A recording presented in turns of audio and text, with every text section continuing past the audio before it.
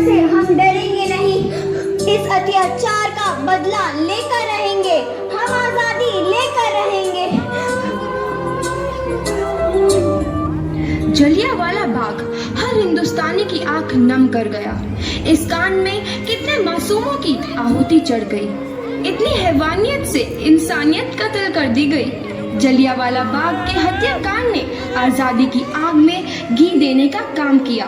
मासूम औरतों, बच्चों की दर्द भरी चीखें और सिसकियां इनकलाब का गूंज बनकर उभरी। लाला लाजपत राय, भगत सिंह, राजगुरु, सुखदेव सरीखे क्रांतिकारियों ने भारत की इस जमीन से विदेशी दरिंदों को निकाल फेंकने के मंसूबे मजबूत कर लिए। 8 अप्रैल 1929 लाला लाजपत राय के नेतृत्व में साइमन कमीशन के खिलाफ एक भारी जुलूस निकाला गया। साइमन कमीशन वापस जाओ, साइमन कमीशन वापस जाओ, साइमन कमीशन वापस जाओ, साइमन कमीशन वापस जाओ, साइमन कमीशन वापस जाओ, Simon commission Simon commission Simon commission Simon commission. बेवकूफ इंडियंस, तुमको हमारी बात समझ में नहीं आती। Stop this. साइमन कमीशन नहीं मानता। आई से स्टॉप दिस। लाला जी आप आगे बढ़ो, हम आपके साथ हैं। लाला जी संघर्ष करो, हम आपके साथ हैं। लाला जी संघर्ष करो, हम आपके साथ हैं। लाठी चार्ज करो।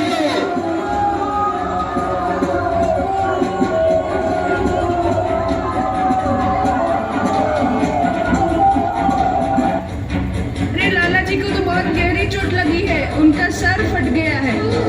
मेरे शरीर में लगी एक एक लाठी अंग्रेजी सरकार के कफन में कील का काम करेगी।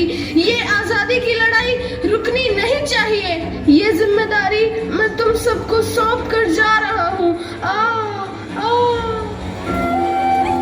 लाला लाजपत राय की दर्दनाक मौत के बाद भगत सिंह, सुखदेव, राजगुरु वतन के इन मतवालों के खून में ऐसा उबाल आया जिसका सामना करना अंग्रेजी सरकार के लिए मुश्किल हो गया।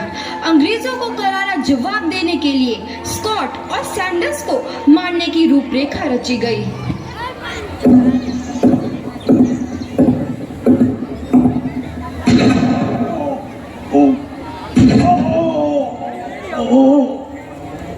सैंडर्स मारा गया। चारों तरफ तहलका मचा था। दीवारों पर लिखा था, लाला जी की मौत का बदला ले लिया गया है। भगत सिंह समेत सभी वहां से फरार हो गए।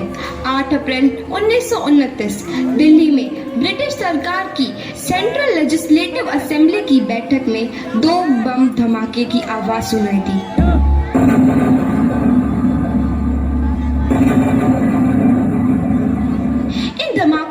अंग्रेजी हुकूमत को हिलाकर रख दिया। इस घटना को अंजाम देने वाले भगत सिंह, राजगुरु और सुखदेव ने अपने आप को अंग्रेजों के हवाले कर दिया। 1930 को अदालत ने अपना फैसला सुनाया। मुलजिम भगत सिंह, मुलजिम राजगुरु, मुलजिम सुखदेव को दफा 121 और दफा 302 के तहत ये अदालत तीनों को मुजरिम करार देती है और इस गुस्ताखी के लिए ये अदालत इन तीनों को सजाए मौत की सजा सुनाती है। सरफरोशी की तमन्ना अब हमारे दिल में है। देखना है जोर कितना बाजुए कातिल में है।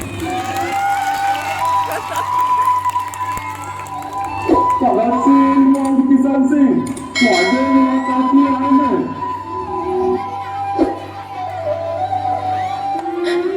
पुत्र की हाल है तेरा। मैं चंगा हूँ माँ, फिक्र करने की कोई गल नहीं। पुत्र, मेरा दिल तेरी तरह पत्थर दिल नहीं होगा। तेरी ये गला सुन के मेरा कलेजा फटे जा रहा है। माँ, मेरा दिल कोई पत्थर जैसा नहीं है, एक वतन परस्त का दिल है जो मेरे देश प्रेम के जज्बे को ताकत देता है। बेटा, मेरे लाल। माँ, आज मेरी तपस्या पूरी होने जा रही है। जे तू रोई तो मैंने तकलीफ हुई। सोच, तेरा पुत्र आज शादी करने वास्ते जा रहा है। फर्क केवल इतना है, वो घोड़ी पर नहीं फांसी पर चढ़ने वास्ते जा रहा है।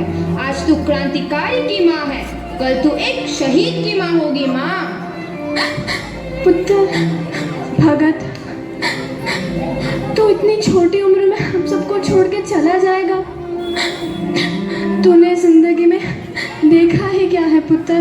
मैंने अपनी माँ देखी है, जिसने मुझे एक ही बात बताई है कि बेटे, अपने देश के लिए एक बार मरना 100 बार जन्म लेने के बराबर होता है। अच्छा माँ, अब आशीर्वाद दे, आखिरी बार विदाई लेने का समय आ गया है। भगत,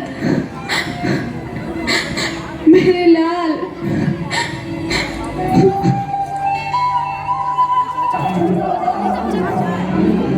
भगत सिंह, तुम्हारी कोई आखिरी ख्वाहिश? हमारे हाथ खोल दिए जाए। हम तीनों दोस्त एक दूसरे से गले मिलना चाहते हैं, उनके हाथ खोल दिए जाए।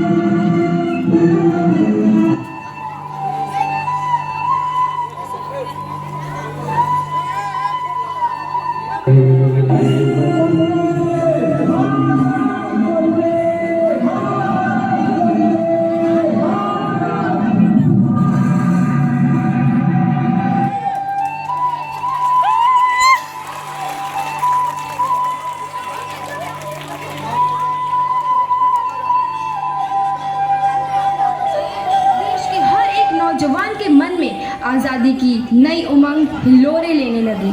अंग्रेजों भारत छोड़ो का नारा जोर पकड़ रहा था। सबने एक आज़ाद भारत का सपना देखना आरंभ कर दिया था। हर कोई अपने अपने ढंग से इस महायज्ञ में अपनी आहुति दे रहा था। सुभाष चंद्र बोस, रानी लक्ष्मीबाई, तात्या टोपे और मंगल पांडे जैसे शहीदों की कुर्बानी रंग लाई। 15 अगस्त 1947 को भारत आज़ाद हुआ।